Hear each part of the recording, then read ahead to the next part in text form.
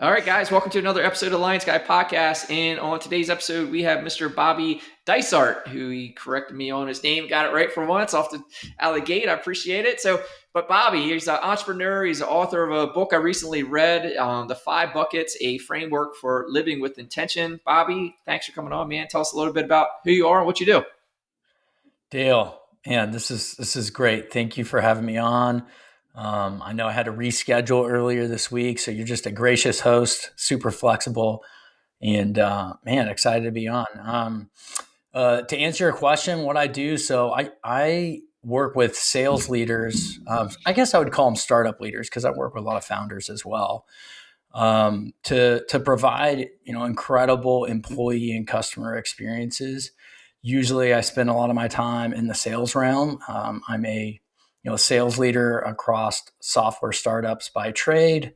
Spent 15 years in the business and started consulting back in 2019. And then, as you mentioned, I'm also an author, which is still funny to say. I wrote my first book just over a year ago, and it's like you said, it's about this idea of living with intention, and that idea is still relatively fresh. I hadn't really thought of the word intention prior to September. We'll say September 15th last year.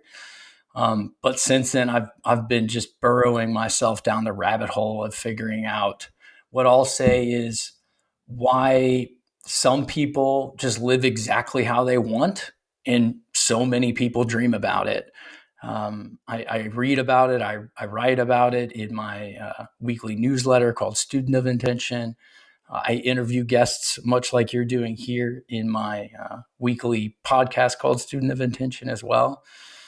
And so that's sort of my creative pursuit. I don't know if we call it a hobby or job or what, but that's a little bit more about me, and happy to share more as we go along. Yeah, definitely. I mean, look, so you're serving others just with your insights and wisdom. You know what I mean? Like, and I hate to like overgeneralize it, but like that's what I appreciated about the book was that you hit this. I'll say you kind of struck gold a little bit, like mentally, emotionally, spiritually, whatever. And you brought it to life, and you shared it with others. So I mean, that's what you're doing. You're serving others, however we want to call it. Like, but I really honor that, and I think that's what I really liked about the book because I wrote just to myself about it, like what the heck do I like about this thing? We'll talk about it, because it's not traditional. Like I read books, every week, but it was genuine. It was written compassionately to help other people, help others. It's kind of like so. But yeah, we'll come back to the book. Tell us a little bit about you. Like, where did you grow up? Where are you sitting now? What's your background story? Yeah, so I'm sitting right now in Newport Beach. So it is 7:15 a.m. here. I'm on the opposite coast, and I've been in Southern California for, man, I think since 2007, since fall of 2007. So I kind of call it home now. Actually, I definitely call it home. When I first landed in Southern California, like I knew I was home. I just felt right. I mixed in well with the beach community and the culture. Obviously, met my wife here, which, speaking of, she's certainly my world. I got married to her in 2019, and we have a small, humble family of three. We have a small dog named Bernie. He's about 4.5, and yeah, we live 3 blocks from the beach. I'm sure reading through the book, you saw that one of my favorite things to do is run on the sand. I truly feel blessed to live exactly where I do and try to enjoy that Pacific Ocean as much as possible. And maybe some of that stems from I did not grow up next to the beach. I grew up in suburban Ohio, Midwest roots, if you will, and um, yeah. I guess growing up there too, I was very accustomed to the winter. My dad was a general contractor, so I spent a lot of time around job sites and grew appreciation for that kind of work, as well as entrepreneurship in general. Which maybe we can talk about that. I think my parents like many folks that start those kinds of businesses, don't, entrepreneurship is sort of this newer thing, this modern word, but they very much were like original entrepreneurs, and I don't think they give themselves enough credit. But certainly learned a lot from watching them go through that together, building that business together. And then, other than that, I grew up with a really simple life. I sunk myself into sports and academics. I was an All-American wrestler, ended up wrestling for a year in college, and spent a ton of time just working out. And I think it was something that's carried me through, that discipline, that exposure to, putting yourself through trials and tribulations associated with athletic endeavors. Definitely something I've carried through my career and through, any sort of creative pursuit, and something I value very much, that time. Mm, yeah, I could go on and on, but there's a little bit more about me, Dale. The So real quick about the wrestling, because I picked up on that in the stuff you sent me over. Like, so where'd you go to college? Where'd you wrestle in college? So my freshman year, I had scholarship to North Carolina Chapel Hill, and I ended up tearing my meniscus maybe halfway through the season, and got a little homesick, had an old girlfriend, and I ended up transferring to Ohio State my sophomore year, and did end up hanging my shoes up after that. But that's where my wrestling career ended. Yeah, but to your point, wrestling, grappling. Do you do any more of it today? I mean, obviously, jujitsu's gotten huge in the last 10+ years or more. Any of that in your life today? No. I just completed a half Ironman, so I'm very into endurance sports. I just signed up for a full marathon in March, and I'm looking to do a full Ironman probably this time next year. So I think that's where my passion lies, as well as golf, which is completely into the spectrum, but very similar in terms of the dedication needed, and sort of the craft that you can build, that I would say wrestling requires as well. Yeah, no, I appreciate that, and even how you tied that fact together. Like, you gotta hone your skills in wrestling and golf. Like, as far as the intensity, two polar opposites, right? Yes. But the mental toughness, I think, like golf can drive you crazy, and it's also teaching you, like, you got to change. Like, you got to be willing to make changes. You can't keep doing the same way, same stroke. You got to figure out what you're doing wrong and be willing to change it. And I think grappling's similar. Like, you gotta recognize, like, what's working and what's not working, and make those adjustments, aside from all the endurance and physical aspects of wrestling. That's a whole other thing. But it like golf, I think, requires that consistency, right? I think when I started, jiu-jitsu 11 years ago, like, I remember first thing I was asking the coach, like, man, how do I get in shape for this? It's like, do more of this, like, right? I mean, there's no real great way to get in, like, that level of conditioning other than just grappling. It's So you still do to this day? I do. Yeah, I do keep at it. Man, good for you. Yeah, I mean, to your point, like it's just a different kind of endurance. And I remember this might have been 4 years ago. I went home for Christmas, and my old coach called me up. He was coaching a new high school, and he had a potential state champion in his back pocket, and the guy was wrestling, I think, 189, and real tough kid, junior at Upper Arlington High School, and he asked me to, just come in and get to know the kid and see what I got, maybe jump on the mat with him. And sure enough, I did, and I hadn't been on a wrestling mat in several years. And couple takeaways. One, old man strength is definitely real. And I was stoked, because I was like, man, I've got old man strength. This is awesome. Because this kid was in tip top shape. But I could kind of throw him around like a rag doll. And he was, he's a big kid. But man, I quickly threw in the legs when I would get on top, and just sort of rest there. I was like a beached whale. I was so tired, so quickly. It was ridiculous. And then the next day, and this is Christmas time. So my mom's making breakfast. She's getting me out of bed, and I can barely walk. I've got bruises all my shins because when I was getting tired, I'm just letting him shoot on me and trying to kind of lazily grapple and get behind him. And I was like, man, I think I might have wrestled my last match there because I just don't got it like I used to. No, I mean, and maybe you studied this, but so to answer my own question, I started kind of studying like, well, what can I do? Because I don't have a training partner 24/7 in my pocket that I can whip out and train jujitsu with when I want, right? So to the point, like to get in shape for it, what do you do? And I came to learn like, we really have three systems, right? We've got our anaerobic strength. We've got our anaerobic, VO2 system, that high intensity stuff. And then we've got our aerobic, endurance system.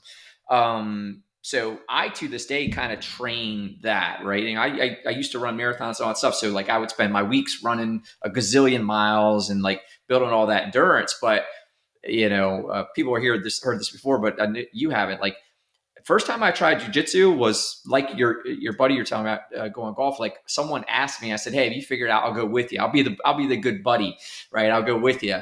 And dude, I got railed by a 15-year-old kid. I was 31 years old, and this kid just beat my tail on the mats. And I walked out there, it's like, there's no way I'm walking around in life knowing that there's a 15-year-old that can just beat me. There's no way. So I fell in love with it.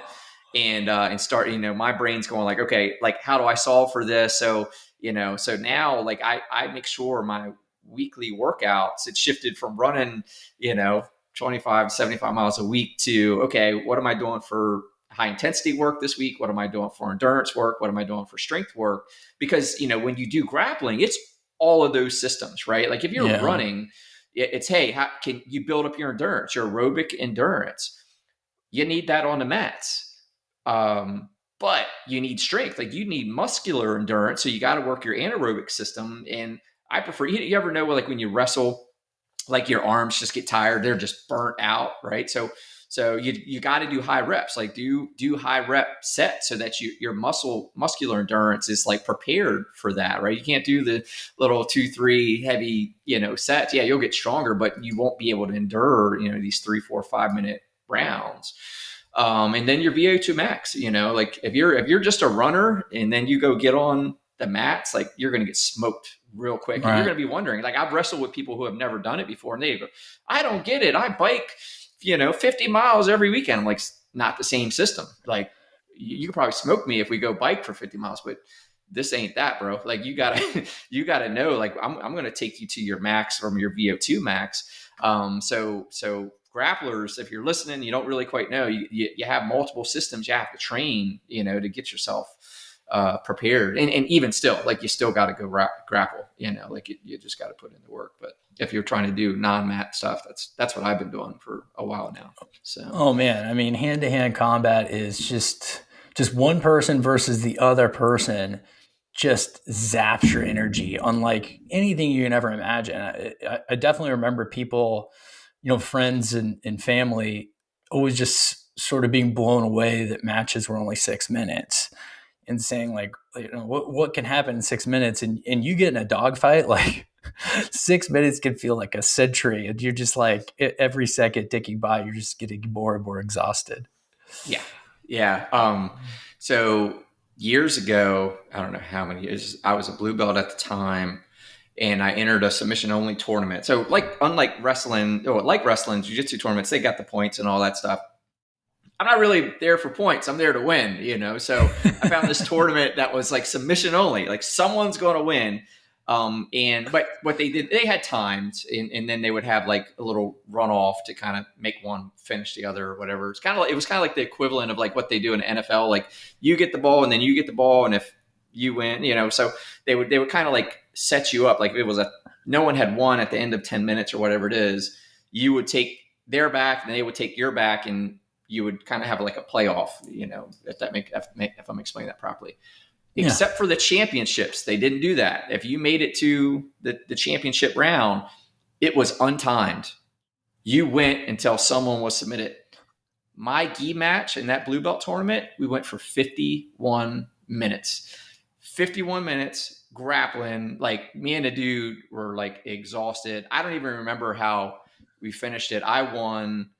Bad news for him. I had just got done. I learned that summer about what I just told you about the anaerobic system. I had just ran the Marine Corps Marathon a few weeks prior, so my endurance was way up. I had been training in the gym, like say high rep musculars to really. I hated when my arms would be just dead. When you're Yeah. rolling and my arms were just dead. So I had solved for that. So this cat, hats off to him, but I came in, it just, and so he and I, we went for 51 minutes in the gi version, and I watched when he was done. He just went and just collapsed in the corner. I was okay. Not like say I'm not, I was just like happy I won. So I was off those endorphins. But I told my coach, I was like, man, if I face this dude again in the no gi, like I don't know how he's gonna show up, dude. Like I got no clue. So like a couple hours later, same thing. He and I championship round, no gi this time, and we went for 27 minutes the second time. And it was a good one. It was fun, but you can go deep. But a lot of guys, especially when they get started, they just go, "Hey, I'm done." They'll tap just because they're completely exhausted, until you get that kind of, get the technique down and all that. But yeah, I love it. It's like it's what you said. It really tests yourself. It takes you to new limits that you got to really, you know what they are and be willing to push through them. It takes you in a really uncomfortable area, which I say I know you appreciate from wrestling. So 100%, man. And jujitsu, I swear, it's just like one of those things that keeps coming up in my life, keep coming up in my world with people I meet. So who knows, man? Maybe you're going to drag me out onto the mat one of these days. it doesn't hurt to try. They'll give It first just lesson's keeps always popping free. up. That's right. That's right. First lesson's always free. Yeah, no, I think like I say, if you're doing what you're doing between the Ironmans and marathons and stuff, it's fun. It's a blast, and it takes a lot of stress out. Like, what are you going to think about when you? Again, I'm talking to somebody who knows this. Like, for me, like, what am I going to think about when I got somebody that? And I'm always a lightweight, dude. I walk around 150 pounds. Like, I'm tall, but I can't put on weight. I never could. So I'm always the lightweight on the mats, and it's fun. I can't think about the stresses of work and life and my projects because I got a dude hanging off my back that outweighs me by 40 pounds trying to put me to sleep, man. Like, you know, That's right. so, but no, I definitely would encourage it. So, back to you though. That's fun. The with regard to what made you come to California? I mean, this answer sounds so funny, but it's the truth, man. It's the beach and the babes. Like that's why I came. Simply stated, my dad grew up in San Diego for a brief stint in his 20s, we'll say, and he, I think, always sort of rightfully so put Southern California on this pedestal. And so I hadn't even visited it when I chose to come live here, which was a day after I graduated Ohio State. I jumped in a U-Haul, didn't have a job, and that was '07. Just sort of like around recession time. So I was sort of ignorant, didn't even really know what I was doing, and but such is life. Like everything just seemed to unfold in front of me and work out really well. Like I said, the second I landed here, I just felt at home. The first guy I met happened to be another Ohio State grad, happened to not know anyone, and we just became quick friends. And slowly but surely, other guys I went to college with kind of followed me out here, and man, it was just such a beautiful experience to be accepted into the beach community of Redondo Beach at that time and bump into so many transplants. So many people just in their 20s from Midwest areas, Indiana, Chicago, etc. And it just and then just fell into one sales job after another and met a lot of mentors and mm, yeah, so that's what brought me here, and I've never really looked back. Yeah, you can't beat it, man. It's just right there. It's so accessible, so much to do. I definitely. Yeah, in the Pacific Ocean in particular, like I remember another business school acquaintance. Like we had a couple classes together. He moved out here and he moved to the Valley, a place called Sherman Oaks, which is like an hour drive from the beach. And he'd asked me to roommate with him and was trying to just expose me to this more of like a West Hollywood lifestyle, more of like a sort of an urban scene. And I said, no, man, like I didn't move 3,000 miles to not be next to the beach. My very first apartment was, 2 blocks from the beach. And um, 6 months later, he was gone. He went back to Ohio. 6 months later, or 13 years, I'm still here. So, and I credit that power to the beach in the Pacific Ocean. It's just like it's just something that really pulled me in, and I just really can't get enough of. Now, did you ever get into surfing and all that as well? I have surfed a little bit here and there. I have 2 boards in my garage. I don't surf as much as I should. I did take and it's just because these other things, golf. I think like it sounds like for you with jujitsu, it became this annoying addiction for me over the last 3 years. I've slowed off of it a little bit now. I'm definitely pouring into uh, Ironmans and writing, which is really what I'm pouring as much time as I can into. But but surfing, it's beautiful. It's a less convenient sport than you would think, or maybe you do think. I think that was kind of another reason I didn't fall in love with it as much as I'd want to. I go in the ocean a lot, but I don't surf as much. But Tracy, my wife, and I, we did take a few lessons together to try and get her into it 2 months ago, and that was really fun. So you never know. She definitely enjoyed it, and if we can do that as a couple, I think that'd be really awesome. But Yeah, that would be cool. That would be those other cool. things just keep dragging. There's only so much time you have in the Yeah, day. you can't do it. You can't do it all, right? And surfing, again, kind of like golf and wrestling, like it's something that you got to get good at to even enjoy it properly, right? Because you could be That's right. frustrated out there for a day, just eating waves and not getting anything going. So it's one of those things like if you got to put the time in, you know. But it looks like a blast once you figure it out how you can get up and stay up and get back out there and do it again, man. It's a blast. So. Yeah, I picked up on it pretty quickly. The guy who taught me actually really compared it to golf, oddly enough. So that really clicked with regards to the deliberate movement, and less movement is more movement, right? Um, so yeah, there's an interesting correlation from the start with between that and golf. But I keep talking about golf. Golf now is like, I don't know. I'm less and less into it because it is a black hole of a sport. But who knows? We'll see. Yeah, definitely. So to the book, man, like number one, congrats on it. I like to say I really honor you for getting it done. I got a ton of respect for you, for bringing this thing to life. It seemed like so. Tell me about your background as an author, right? Like you were you a writer before? Was that something that you're into? Like how did you come to write a book? Yeah, so that's a good question, and I talk about this in the book briefly in the beginning.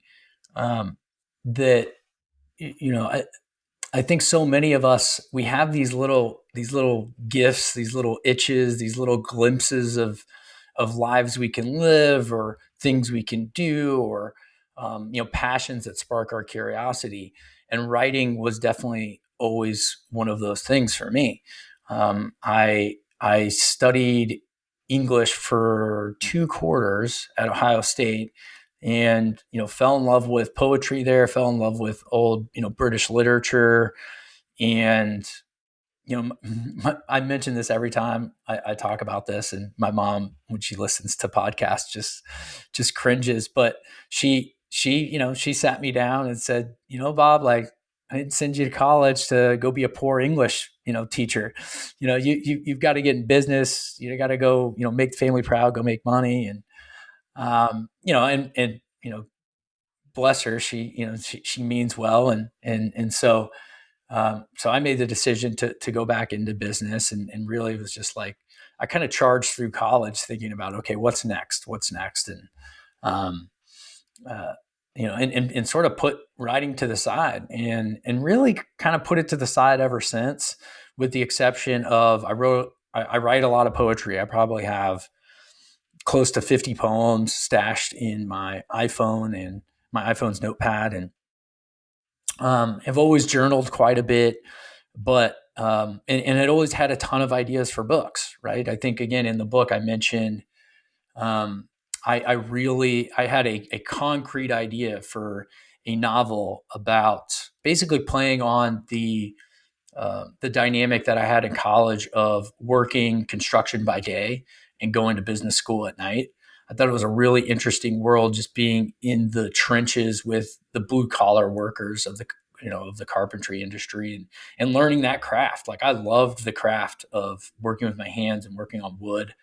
And then, almost like by the hour, transitioned into this very white collar, um, you know, prestigious business school environment, where we're talking about, international business concepts and marketing concepts, and, product development, et cetera. And, I wanted to write a book about that. But I didn't. I wanted to write a book about my transition to Southern California, as sort of a guide for Midwest folks, that are Midwest college kids that want to jump out and go make a life for them in the West Coast. Because I did that, and it almost seemed surreal, and something I wanted to give to other people that maybe were scared to move west. And the list goes on. I'd always had all this, these beautiful ideas, these things that I wanted to act upon, and I just didn't. And what I really liked about this book is I sort of just had this internal enough is enough attitude, and sat down and just wrote it, and got it done. And I'm glad you recognize the just the gravity of actually bringing something to life and getting it done, because it was tough. There was tons of moments of and obstacles that I went through after sort of getting over that first hump, and to ultimately bring it out into fruition, and have this thing right here. Like, uh, it definitely is a pretty cool experience. What was the break? What changed? Like, what changed? You had all these ideas for books, and again, I love it. I think we started here. Like, you're doing it in service of others, right? You're like, yeah, this is great. Picking up, moving from the Midwest. This would be a great book, a guide, and you said it. I was thinking it, like, to help encourage others, like, because that's it. People are scared to do these things, but you give them a little bit of clarity. It lends to their confidence. They got a framework to work with. Boom, they got the courage to make a move. So again, I mean, I honor you for that. What was holding you back from letting some of this stuff out? Hmm. Well, I mean, the framework definitely unlocked it. And I talk about this too.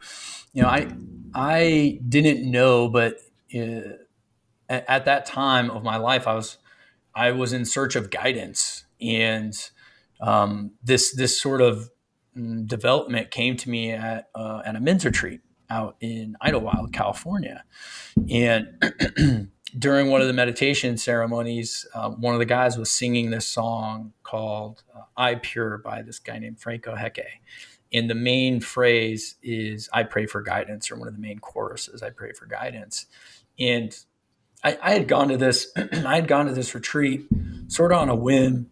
A good friend of mine named Kenny Bork had invited me, and he's just one of those guys that you just don't say no to. He's just super, he's always there for me, super kind, and really cool. He does fun things. He introduces me to cool stuff and cool people.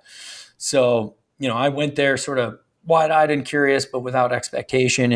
And certainly in this moment when this guy says, over and over again, I pray for guidance. I had no idea that that was going to hit me so hard, but it did really hit me um, in the way that sometimes you find something you didn't know you were looking for, and like that surprised me. Like I was like, I remember being in this circle with all these men and saying like, man, guidance, like holy crap, like that's what I'm looking for. Like, and it just really struck me. It was really weird. It was a really interesting moment. And shortly after that, just this idea for the 5 buckets, this framework of naming intentions across these 5 areas of life, sort of seized me, and it was the connective tissue was, hey, like, you know, when I'm most present in a moment, when I'm most like I am in, like I was right then, like that's sort of what led me to this idea of guidance. So, maybe there's something to this. Maybe there's something to being more connected to our daily actions, being more connected to the different areas of our lives.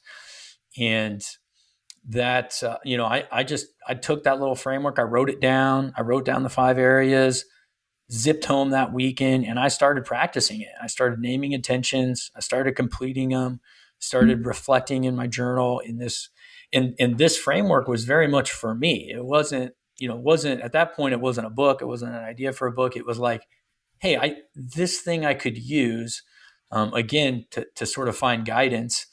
And, And Bob, if I could, like, go ahead. what was life like before you went to this for you? What I'll leave it at that if I need to clarify, but what was life like before? Now that you look back, like what was your life like before that? As far as intentions, like your fulfillment, like, what was life like for you before you went to this thing? Had kind of had this moment. Yeah, it's such a funny question in the sense that, I've always been, quote unquote successful, and I've had a great career in software sales. Obviously had great support with my wife and my family and my friends. Like, I just told you about my early days of Southern California. I just felt so fortunate and so lucky and so loved, and um, I think all those things can be true. And like, I've just always been that guy kind of walking around like, what's missing, man? Like something's missing. And, I'm such an optimistic guy.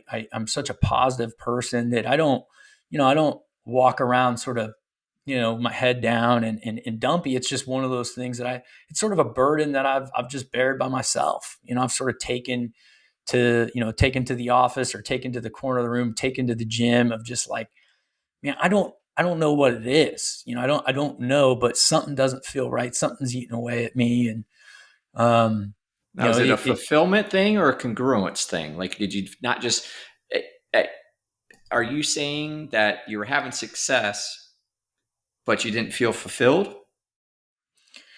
yeah, I think that's right. Yeah, I think that's right. And you can kind of see that as a pattern with my business pursuits as well. Um, I'd climbed the ladder at my first sales job. I'd been there like 4 years, and I ended up being general manager of one of the Orange County branch. And I was like 27, and I was running an office of like 30 or 40 20 year olds.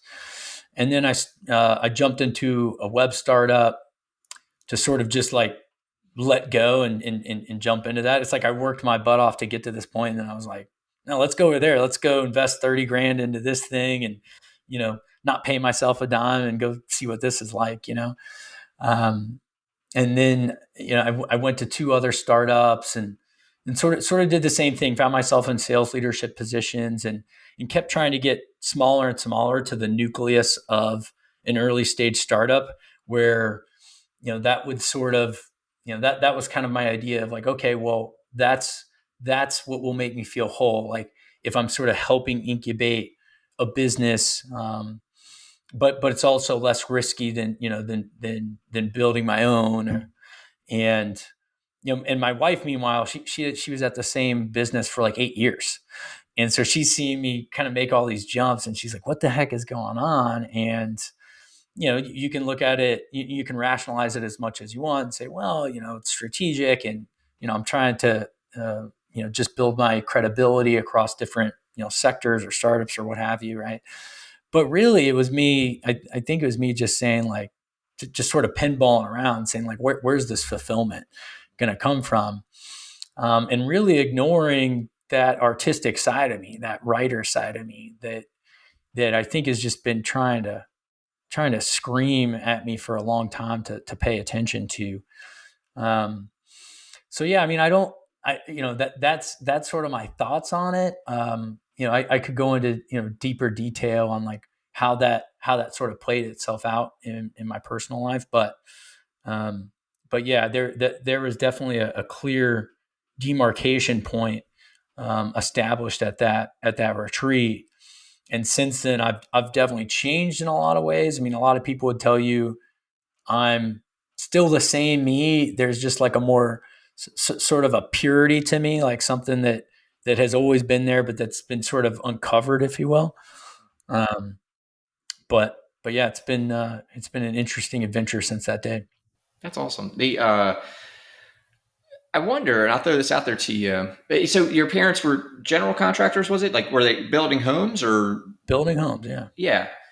And you mentioned something that's come up in other conversations I've had, which is like today everything's so digital. Everything's like cloud. Like they're you know, do you think like there was some of your blueprint that was hands on, like and I'm talking your mental blueprint, like how you came up, seeing the results of your labor, right? Like you put in a hard day's work and you see physically in front of your eyes, like what you produced that day, right? Yet when you go into business, you go in sales, it's not as tangible, right? Sure, there's reports and there's numbers and there's signed papers, and booking deals and all that stuff, but it's nowhere near that tangible piece of fulfillment. Like when you're an artist, like when you create something and you go, I just did that, like, do you think that had any kind of play? Like your blueprint of how you came up, just blue collar, hands on, getting stuff done. And now you're in this business world where that tangible effect maybe wasn't as what's the right word? Wasn't as solid. It's just kind of like these, digital things. Yeah, no, I mean, it's a great observation, and something I haven't thought about in a long time. But absolutely, I just told you I was going to write a book about the dynamic because I was deeply fascinated with the craft of carpentry, and like I think anything you and myself and people like us when you got beat by that 15-year-old, it struck a chord and you're like, I want to go get better. Right. I had the same humbling experience on the job site where, I was told to put up a wall and they're like, oh, what are you doing? How are you putting the studs? And why are you stacking everything that way? And these older men in their 30s and 40s are just looking at me like, who's this worthless, like boss's kid? Right. And so I quickly was like, I'm going to work my butt off to be able to run circles around you guys. And I did. Like I quickly, in a 2-year span, I was running a crew of 6.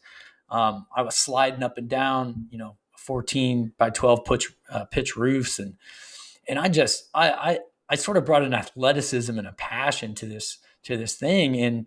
And sure enough, at the end of the day, like standing back and seeing like what 5 guys could do with hand tools, it's crazy. I remember that feeling like really struck me when we had built a clubhouse for a golf course.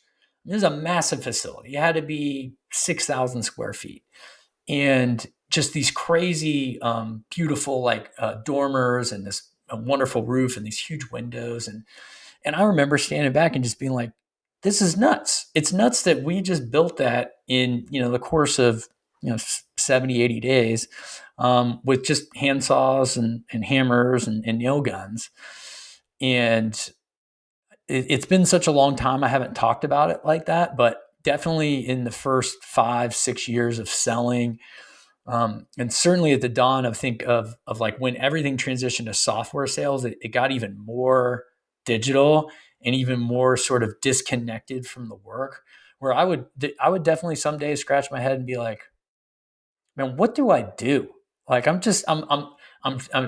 helping these people buy this thing, and I get paid a ridiculous amount of money, all things considered. And it wasn't a popular opinion, but it was definitely mine.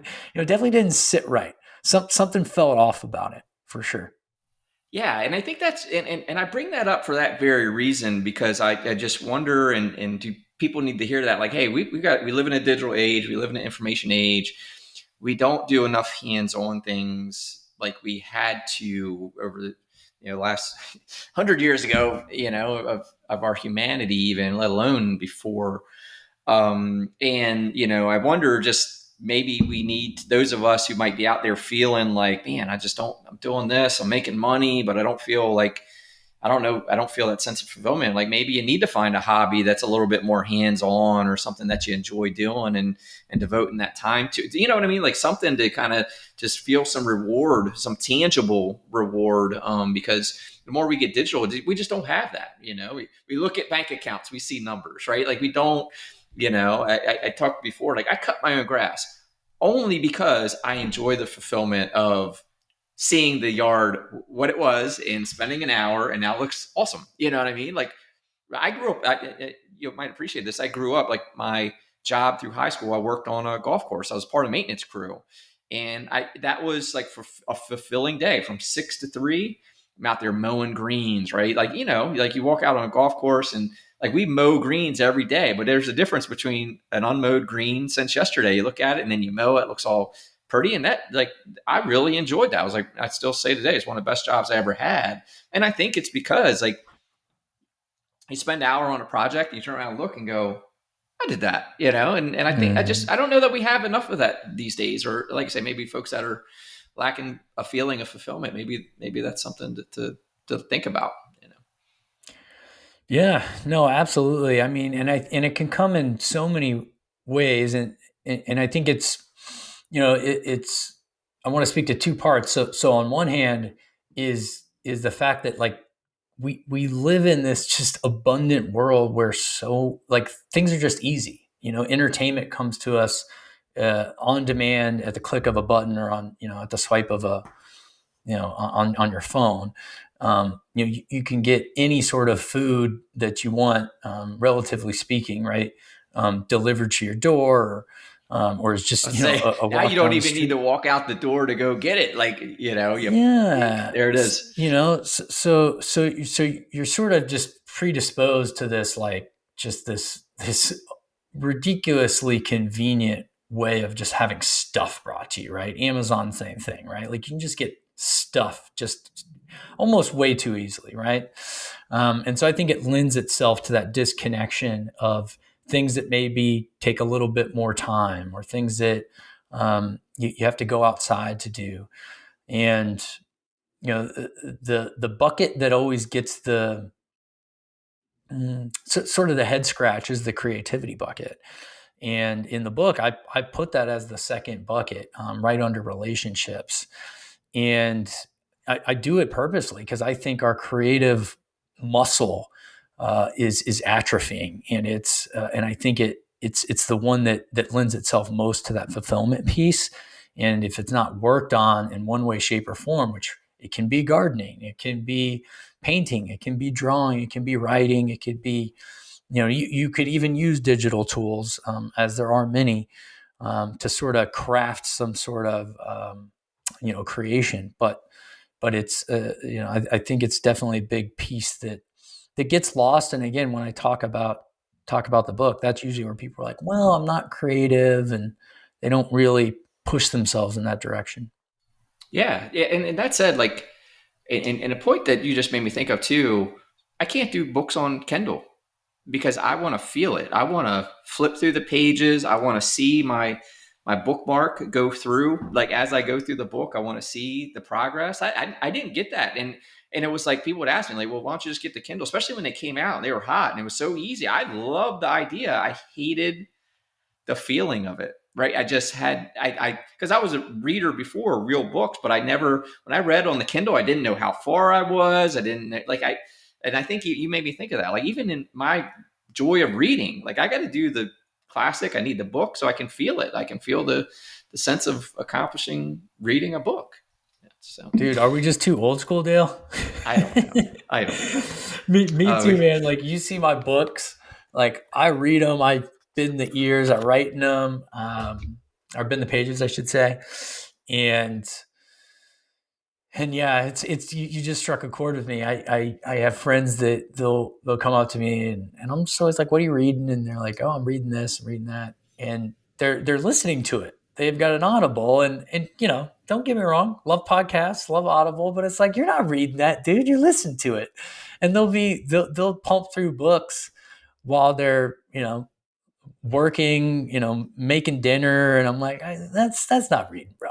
That's just, yeah. you've I got mean, I some don't think you're good not voice getting in your it. mouth. Yeah, No. you're not getting the info. I mean, I did a lesson on distractions, talking about like our focal points, right? We're not really multitasking. We've got a foreground task and a background task, but otherwise we're processing just like a computer does, in order, maybe fast, maybe not, whatever. So like, to me, I'm like, dude, I can't listen to a book. I'm not getting out my intention. My intention for reading it is to get the value out of it. I'm not getting the full value out of it if I'm listening to a book while I'm doing something else.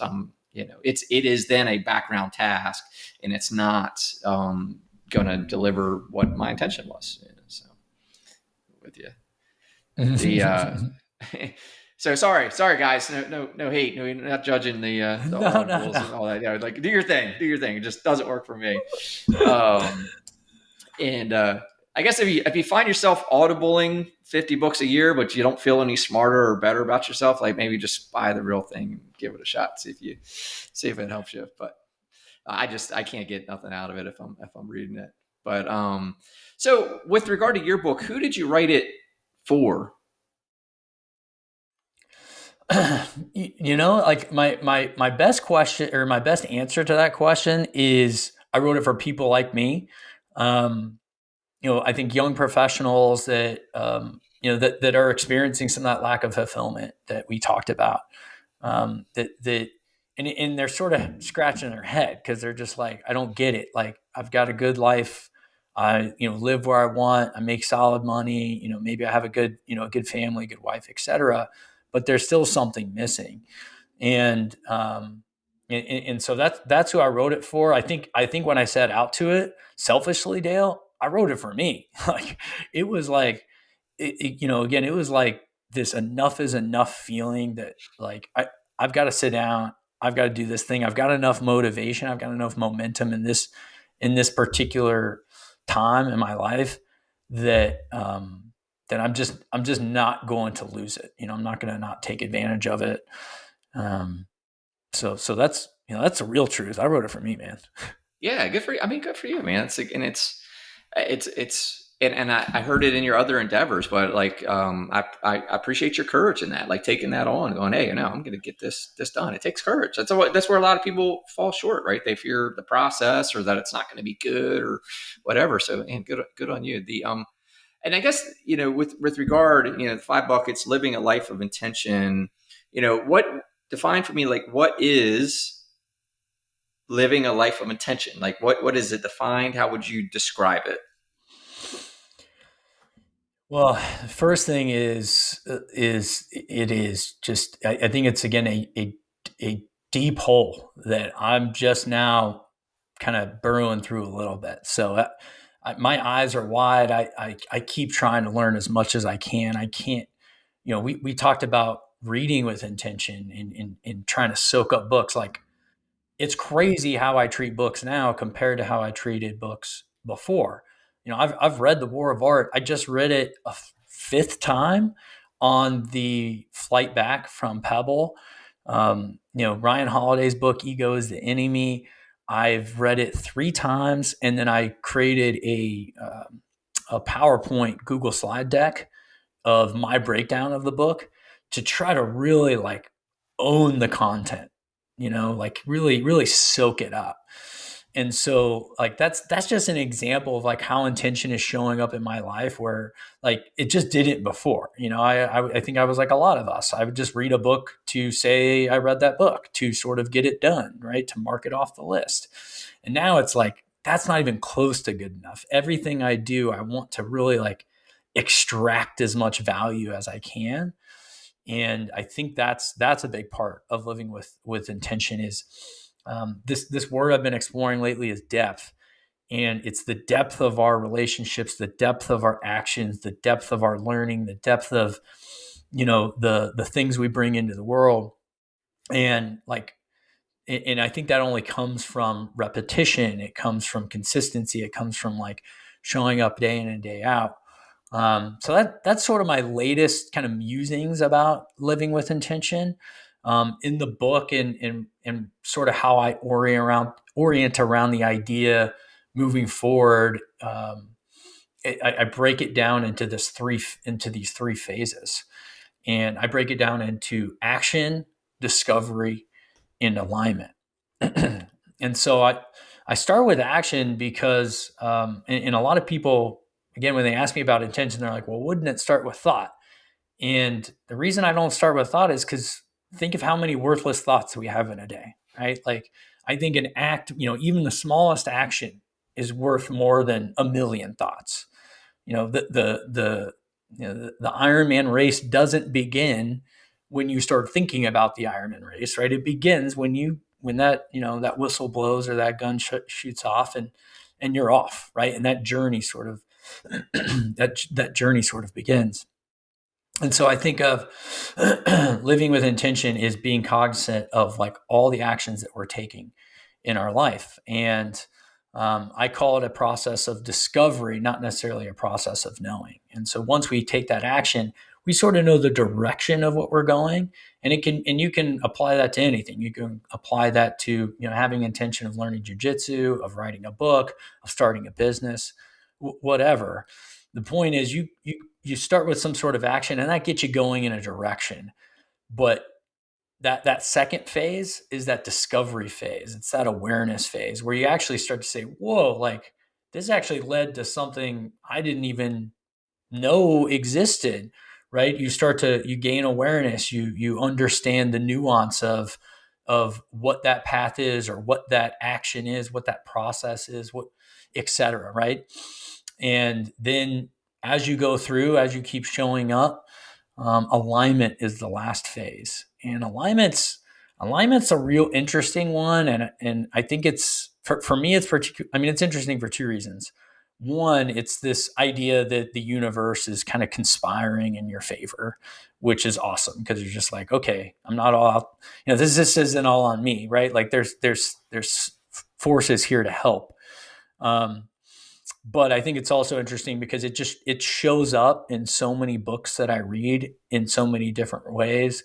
There's this book called The Power of Intention by this guy named Wayne Dyer, and he basically talks about intention as this force, as this energy field that we sort of plug into to live out the lives we want. In Stephen Pressfield's, I think he talks about it in multiple books, but he basically talks about his art kind of coming through him via the muse, is what he calls, the universe, God, etc. And I could go on down the list. Julia Cameron talks about it in a different way and in the artist way, and it's just really fascinating to me that there's that everything I read sort of points to the same sort of message that that we show up, and like our job is to sort of control our actions and do our part. But the more we do it and the more consistent we show up, the more help we get, and that help can show up as as real as like introductions to potential business partners, to with me in writing the book, a publisher showed up, an editor showed up, a designer showed up, and it can be more ethereal things like ideas and inspiration. So that's how I break it down. And again, it's it's something I'm just going to keep studying until it gets old. That's why I set up I think that's why I set up the newsletter and the podcast, is to just leverage different ways, different platforms to continue to my studies of this idea. But that's my latest on living with intention. Yeah, I think it's great. And now is the depth part of it, is that like your next project, like digging into depth and consistency and how it applies to this? I would say it's more of a theme than it is my next project. My next project, I think, don't hold me to it, Dale, but I really like how Ryan Holiday writes his books. He breaks them up into three parts, and it just sort of, that three-part phase of living with intention kind of came to me. I also like how he integrates historical figures and stories into each, to the points of his book, and that's something that I'm very interested in doing. I'm very interested in researching. We'll call it the great turnarounds, right? Like where folks maybe more famous than I or you went through this same sort of journey of like they were zigging and then they zagged, and what did their version of action discovery alignment look like? Yeah. Yeah. No, that's awesome. And it helps, right? It's relatable. You see the history of it, like the results of these actions and what they went through. Um, when it comes, yeah, one of the things I loved about the book too that I wanted to honor you on was like, the question that you have on there, like, questions to begin asking yourself. It was in the reflection portion of the intro. And like, and this is where I like, as I was summing through it, like it started to sing to me early because it was like, what am I avoiding? Like, and it was like courageous introspection. Like, what am I avoiding? And I loved it because it's like, it's a great challenge. Like that I think people do avoid it. Like they avoid it. Like we avoid a lot, and it's because we can. Right, the necessity to take on the challenges before us. We're living in these comfort zones and stuff like that. So I really liked, that you called that out. Like ask yourself, like, what are you avoiding? Write that down. Call it out. And it was awesome. You know, part of the book there in the beginning for sure. The how did you come up with the format?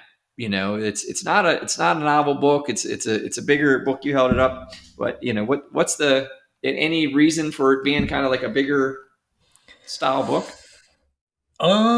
Just the journal piece in the back. I think I think it's twofold. One, I wanted, the book is really only written as an on ramp to you writing down intentions and reflecting on those intentions and your actions, and sort of examining your life. So I wanted to make it as approachable as possible, as easy for someone to like actually dive in and start writing. Um, and then I also think it was, again, it was just sort of this thing that unfolded. Like the design, like, it's like it's one part vision and one part discovery. Like when I thought about this book and when I started writing down, like, there's no way I thought of it like as that. That just sort of happened. I think brick by brick of meeting with folks that sort of came into my life. It's odd, sort of an odd observation. A lot of females helped me with this book. Um, my editor was female. My designer for the original image was female. The designer for the logo is female. And then my proofreader was female. And none of them I knew before this project. They all sort of got introduced to me by a friend of a friend, or I stumbled on some of their work. Um, so the ultimate project is definitely, and I want to like just thank all of them. This book doesn't get done with all those people, and it certainly doesn't look the way that it looks without those people. So it definitely credit to them as well. Yeah, no, I thought it was awesome, and I love that too. Right? It's it serves its whole purpose, right? It guides you through like the mindset, the challenge of setting your intentions, and gives you the framework to do it. And goes, oh, by the way, while you got this in hand, grab your pen and get started. It's like it's all right there. It's pretty cool. Like when it delivered to me, I did take a double take. I'm like, wait a minute. What is this thing? My man sent me a children's book or what? And then I got into it. I was like, oh, that's cool. And then I got into it. I was like, awesome. This is neat. So yeah, I was curious kind of how that came about, but I really love the saying that you have in it. Don't wait, start small, learn as you go. Why is that such a theme? Mm, man, I mean, it's a theme because it it's what I used, man. It's what I still use, and that phrase has really resonated with a lot of people. I'm pretty active on LinkedIn, and I still remember, most of my posts, I'll get like 30 likes, 40 likes, something like that. And the first time I posted, "Don't wait, start small, learn as you go," was like my first version of virality. It was really interesting. It had millions and millions of views, and it got like thousands of likes. And I remember I almost didn't even put it on there because I was like, "Yeah, it's too short. It doesn't really mean anything to anybody else." And boy, was I wrong. Everyone sort of appreciates that short, sweet, to the point mantra, and I certainly use it. It's I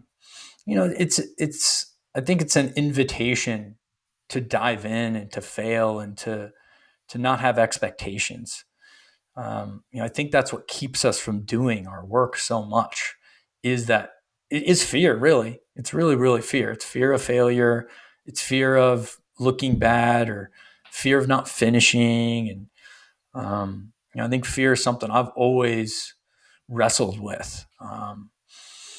And so that little mantra reminds me that fear.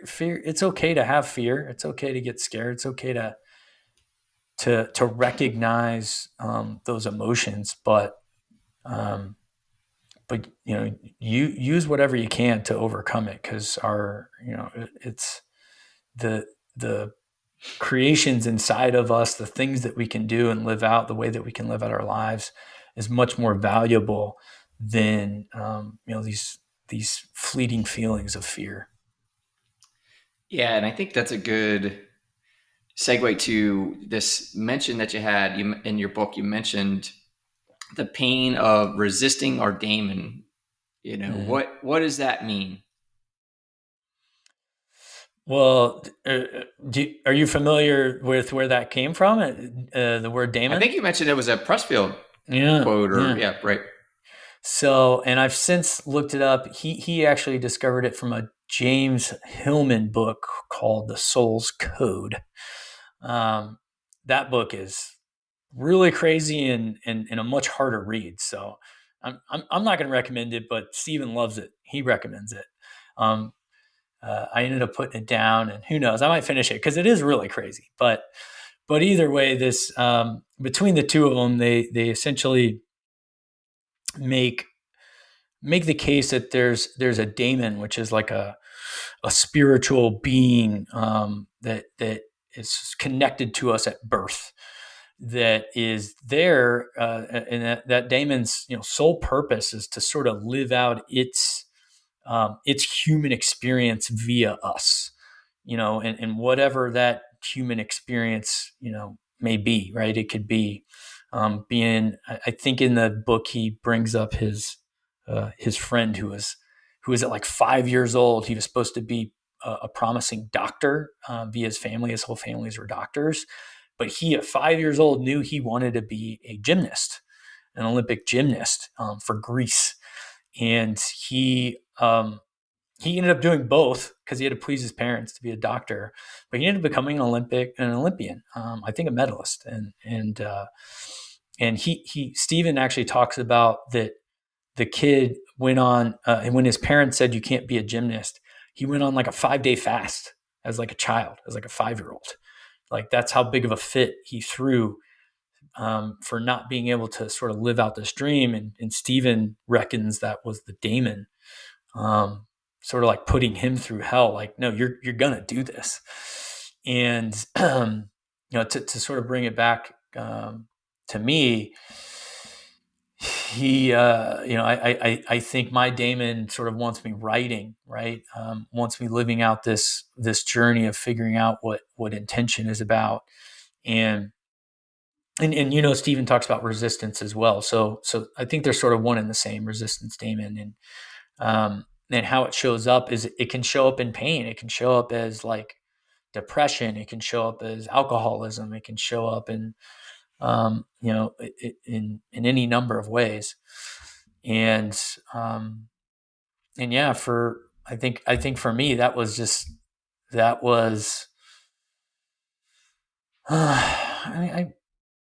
I think I think it showed up in all those ways, for me prior to writing the book. I definitely drank way too much. I think as a really over the last like 10 years, and that was the first thing that I stopped, when I started practicing the buckets. I didn't drink for 6-7 months. I've since had few glasses of wine, here and there at weddings and such, but that was one of the big things that was holding me back, I think, and keeping me from sort of living the life I wanted. And yeah, yeah. So Damon, it's not my thing. It's something that I keep. Again, I definitely want to explore, and I've learned a little bit about from Pressfield. If you want to talk about it more, it gets really crazy in the Souls Code, but I don't know. I don't know if we have enough time in this pod.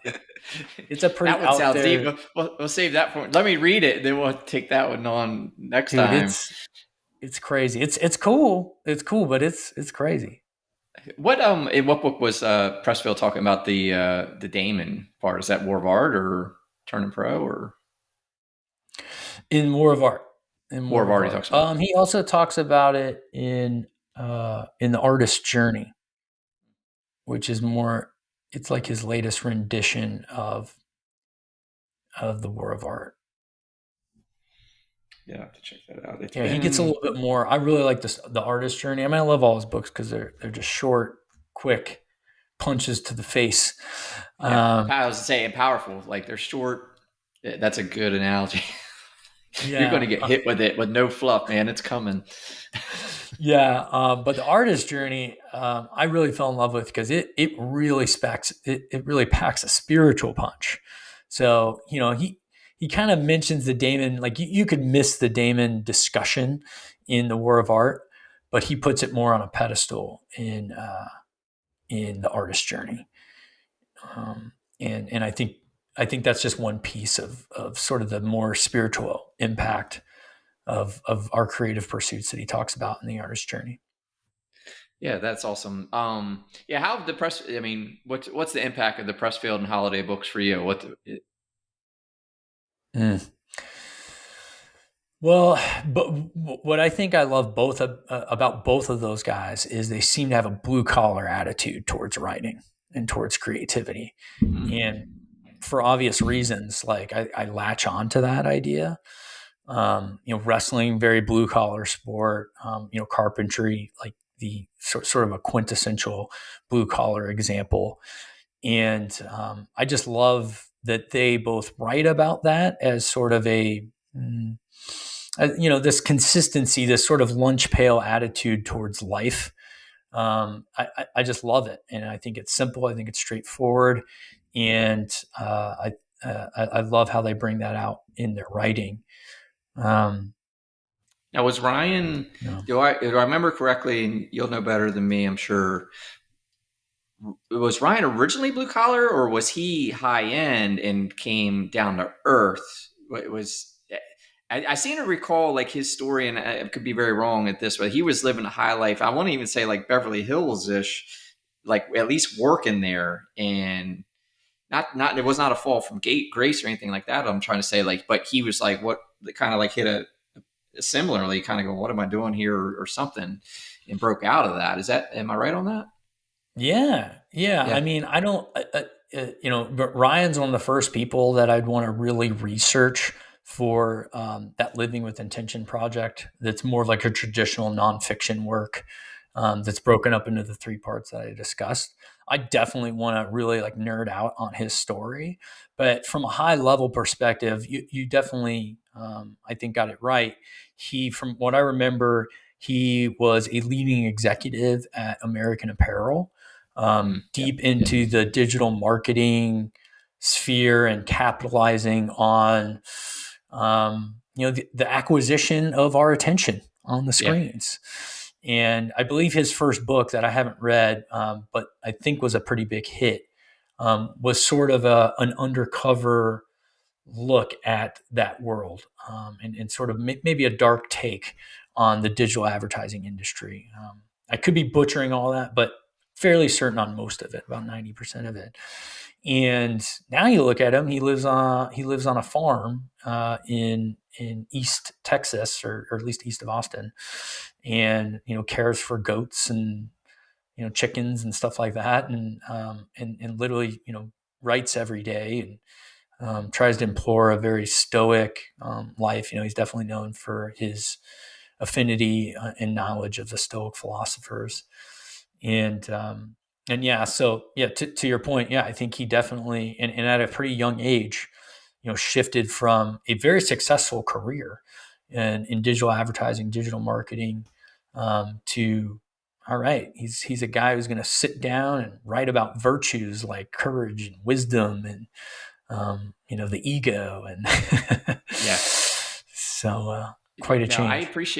I appreciate his stuff, man. I really do. I appreciate the stoicism mindset. Like, I mean, I guess, yeah, yeah. I mean, I appreciate it.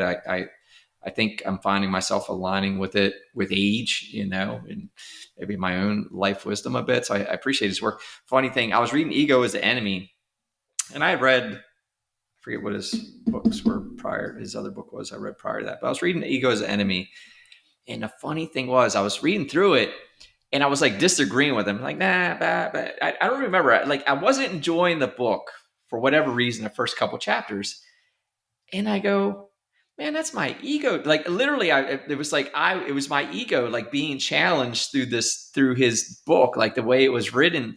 It was weird. And then, like, from the rest of it, I like loved it. But I realized, like, for whatever reason, at first, I like didn't like it.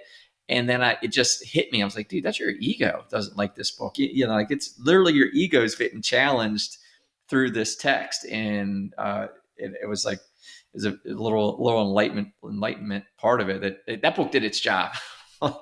It was interesting, but yeah, he's got some good stuff. I love Courage is Calling. Got another chapter or two left to wrap that up, but it's another great book as well.